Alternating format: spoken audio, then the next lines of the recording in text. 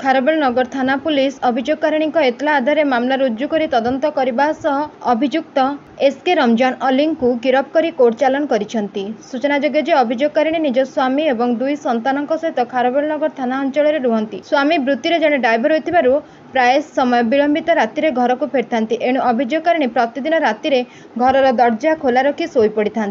गत 18/5/2024 तारिख राति अभियोगकारिणी प्रतिदिन भली घर मुख्य दरजा खोला रखी निदरे शोई पड़ता बेले यार सुजोग देखि अभियुक्त जनक घरे पशि तांको सहित बलपूर्वक दुष्कर्म करने लगी प्रयास करते। एही समय अभियोगकारिणी निद भांगी जाइतिबा बेले बड़ पाटी करी डाक पकाइतिले।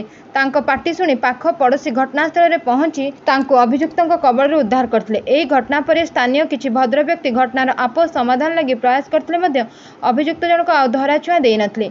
एही घटना को केन्द्र कर अभियोगकारिणी अभियोग आधार खारबेलनगर थाना पुलिस मामलार तदंत करने सह अभियुक्तों को काबू करते। पचरा उचरा बेले अभियुक्त जनक निज दोष स्वीकार करते। वर्तमान मामलार अधिक तदंत चालू रही। Bureau report 51 news agency.